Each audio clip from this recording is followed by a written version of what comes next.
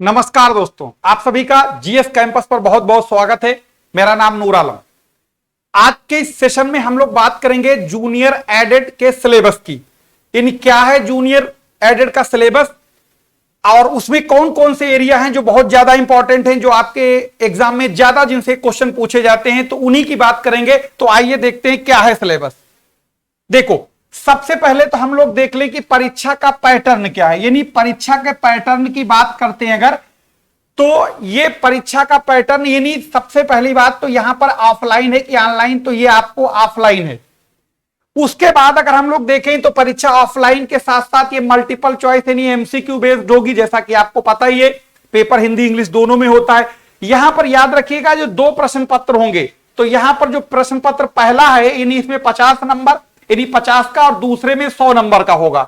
ठीक, और बाकी आप लोग तो एग्जाम के जो दे रहे हैं उनको सबको ही पता है कि इसमें से एक पेपर तो ये 50 का कॉमन होगा, बाकी हमें चाहे तो हम उसमें एक भाषा का कर सकते हैं, मैथ का या सोशल साइंस का। तो आइए देखते हैं कि इनमें से यानी वो हमारा सब्जेक्टिव होगा। तो अब अगर यहां पर देखते हैं कि जैसे कि जो पहला पेपर होगा यानी जो 50 नंबर का होगा, ये सबके लिए कंपलसरी होगा, चाहे आप कोई भी उसमें यानी अगर इस भर्ती में शामिल हो रहे हैं तो जो पहला पेपर 50 नंबर का है ये आपके लिए कंपलसरी है। तो आइए देखते हैं कि क्या है इस यानी जो सामान्य ज्ञान यानी जो 50 नंबर का होगा इसमें क्या क्या है। सबसे पहले तो हम लोग देखते हैं यहां पर एक कह रहा है कि राष्ट्रीय और अंतरराष्ट्रीय महत्व की सामरिक घटनाएं, यानी जिसे हम लोग कहते हैं करंट अफेयर्स। तो अगर आप पिछले 6 महीने का करंट अफेयर्स किसी भी एग्जाम को देने से पहले अगर तैयार कर लेते हैं तो मान के चलिए आपका 80 से 90% करंट अफेयर्स आपका उसी में से पूछा जाता है।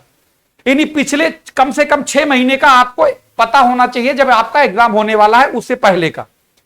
दूसरा, अगर हम लोग देखते हैं भारतीय इतिहास और राष्ट्रीय आंदोलन, तो ध्यान रखिएगा इतिहास तो वैसे पूरा 5000 साल का इतिहास पढ़ोगे तब 5 सवाल फंसते हैं और जरूरी नहीं आप कर लें। तो आप लोगों की जो अप्रोच होनी चाहिए मोस्टली मॉडर्न हिस्ट्री को ज्यादा कवर करिए, क्योंकि इससे आपका 2 फायदे होंगे। जो आपका संवैधानिक विकास यानी जो पॉलिटी वाला सिलेबस है वो भी आधा पर्दा इसमें कवर हो जाएगा। ठीक है, और जैसे एंशिएंट में पूरा अगर पढ़ेंगे तो बहुत टाइम लगेगा, जैसे मौर्य वंश है, गुप्त वंश है, हर्यक वंश है, या कुछ सेलेक्टेड एरिया जैसे मिडिवल ये एंशिएंट के भी पढ़ लेंगे, लेकिन मॉडर्न हिस्ट्री को पूरा ध्यान से देखिएगा अच्छे से। भारत का भूगोल बहुत इंपॉर्टेंट टॉपिक है, हर जगह ये पूछा जाता है। और भारत का भूगोल पढ़ने से आपको फायदा क्या होगा? वैसे ज्योग्राफी के बारे में कहा जाता है मदर ऑफ ऑल साइंस, क्योंकि ज्योग्राफी पढ़ लेंगे तो आपका इकोलॉजी काफी हद तक तैयार हो जाएगा। इकोलॉजी, इन्वायरमेंट है, आपका एग्रीकल्चर है, ये तमाम चीजें आपको ज्योग्राफी पढ़ने से फायदा मिल जाएगा। उसके बाद जैसे देख रहा भारतीय राजनीति यानी आपको ये पॉलिटी मुख्य यानी जो मेजर एरिया इसके हैं उनको पढ़ना है, जैसे फंडामेंटल राइट्स हैं, आपके संवैधानिक विकास है, नीति निर्देशक तत्व हैं, प्रेसिडेंट है, पार्लियामेंट है, ठीक है, राज्य विधानमंडल है, कुछ इस तरीके के हाई कोर्ट, सुप्रीम कोर्ट है। सब तो पढ़ने से आप सब ना तो पढ़ पाएंगे ना तो आपको उतना याद रखेगा, क्योंकि और भी चीजें पढ़नी है। इसी तरीके से अगर हम लोग देखते हैं कि आर्थिक यानी इकोनॉमिक्स वाला जो सिलेबस है ये भी देख लो, इसमें सेलेक्टेड एरिया जैसे कि पंचवर्षीय योजनाएं हैं, बैंकिंग नेट सिस्टम है, बजट है, ये चीजें आपके एग्जाम में ज्यादा पूछी जाती हैं। इसी तरीके से अगर हम लोग देखते हैं पर्यावरण, ये वाला एरिया ऐसा है जो चाहे एग्जाम द्वारपाल से लेकर राज्यपाल तक का दे, हर जगह आपके पीछे पड़ा रहेगा। तो इसलिए इससे आप मुंह नहीं मोड़ सकते हैं। जैसे कि आपका फूड चेन क्या है, फूड वेब्स क्या है, आपका ये नेशनल पार्क्स क्या है, ट्राइब्स क्या है, इनसे जुड़े हुए बहुत सारे आपको क्वेश्चन इसमें मिलेंगे। तो देखिए, पूरा सिलेबस पढ़ने का मतलब है आप मेरिट से बाहर हो जाएंगे कंफर्म। उस एरिया को ज्यादा फोकस करिए जो आपका एग्जाम में पिछले पेपर में ज्यादा पूछा जा रहा है, या जिसका ट्रेंड, जिसका चलन ज्यादा है। नहीं तो वरना सब पढ़ने का मतलब कुछ भी नहीं, ना तो आप इसके पास इतना टाइम है, ना तो आप इसको इतनी पढ़ के और नहीं याद रख सकते हैं। तो सेलेक्टेड चीजें, क्योंकि यहां पर हमको आपको विद्वान नहीं बनना है, एग्जाम निकालना है। ठीक है, तो ये आपका जैसे कि उसके बाद अगर और देखेंगे जो और थोड़ा सा आपको ये कोडिंग, डिकोडिंग, कैलेंडर, घड़ी, और ये आपको दे रहा है यानी छोटा मोटा रीजनिंग। ठीक है, और वो एक जनरल चीज होती है जो आपको ज्यादा कुछ करने की जरूरत नहीं है, यानी पूरा रीजनिंग का बोझ ना ले, नहीं पता लगा दब जाए उसके तले। दूसरी बात इसी में देखते हैं, एक पेपर आपको मिलेगा सामाजिक अध्ययन, जैसे कि कुछ लोगों का अंग्रेजी होगा, किसी का मैथ होगा, किसी का साइंस होगा, तो एक सामाजिक अध्ययन होगा। अगर आपका सामाजिक अध्ययन है तो जरूर जुड़िएगा हमारे चैनल से, इसमें आपको बहुत कुछ मिलेगा। जैसे सामाजिक अध्ययन में जब हम लोग बात करते हैं, नहीं हम लोग कह सकते हैं सोशल साइंस, तो इसमें आपको जैसे इतिहास जानने के स्रोत हैं, जैसे आपको बहुत सारा इतिहास का ही आपको दिखाई दे रहा है। इसी तरीके से सब अगर हम यहां पर पढ़ के बताएंगे तो वीडियो बहुत लंबा हो जाएगा। इसी तरीके से अगर हम लोग आगे बात करते हैं तो सामाजिक के साथ साथ अभी आपका वही चल रहा है, जैसे भारत में कंपनी का विस्तार, नवजागरण, स्वाधीनता, विभाजन, सो बहुत सारी आपके सामने ये आपको यहां तक दिख रहा है लगभग हिस्ट्री का। उसके बाद आगे देखते हैं इसमें फिर आपको क्या दिख रहा है, ये सारा का सारा ज्योग्राफी है ना, क्योंकि ये आपका जो सोशल स्टडीज है, यानी जनरल जब हम लोग सामाजिक विज्ञान की बात करते हैं या सामाजिक अध्ययन की बात करते हैं तो जनरली उसमें हिस्ट्री, ज्योग्राफी, पॉलिटी, इकोनॉमिक्स आता है। तो ये तो आप देख रहे पूरा का पूरा ज्योग्राफी है और इससे सिलेबस से डरने की जरूरत बिल्कुल नहीं है। डर गए तो समझ लो काम खत्म, मेरिट से पहले से बाहर हो जाओगे।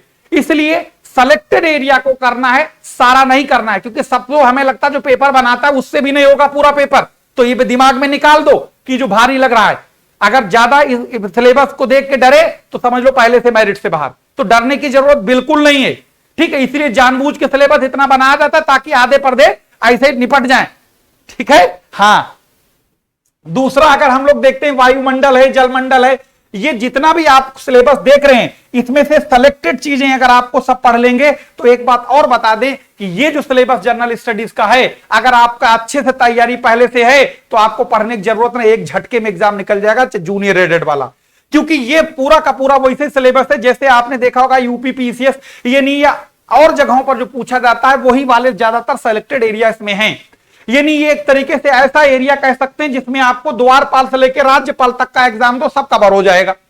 लेकिन इसमें आपको करना क्या है, इसमें भी कुछ चीजों को एलिमिनेट करना है, क्योंकि सारी चीजें आपको करने में बहुत या तो इतना टाइम हो आपके पास, तो और भी इसके साथ साथ आपको जो फर्स्ट पेपर जिसकी हम लोग बात कर रहे थे वो भी करना है।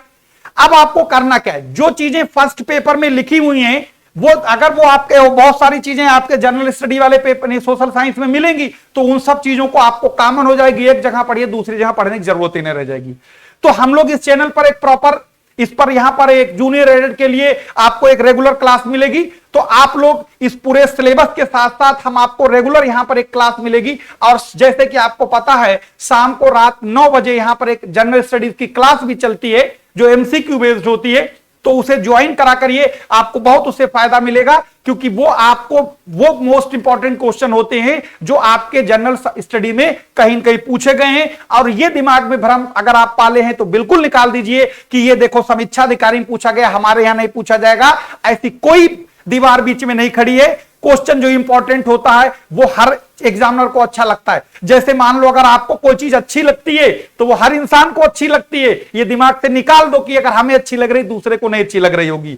तो मोस्टली जो टॉप लेवल के क्वेश्चन होते हैं इन सिलेबस में, जो 10% एरिया होता है वही 90% क्वेश्चन वहीं से पूछे जाते हैं, और जो 90% सिलेबस एरिया होता है वही 10% क्वेश्चन पूछे जाते हैं। इन जो क्रीमी लेयर का एरिया होता है एग्जाम में क्वेश्चन या सिलेबस, वही अमूमन हर जगह रोटेट होता रहता है। तो उस सिलेबस को डरने की जरूरत नहीं है। मिलेंगे हम लोग इसी चैनल पर रात 9 बजे रोजाना, जिस पर आपको एक जनरल स्टडीज यानी सोशल साइंस की एक तरीके से आपको रोज रिवीजन करवाएंगे एमसीक्यू बेस्ड। बाकी आप लोग जो है इससे जुड़े रहिए, आपको जो भी अपडेट होगी नई आपको बताएंगे।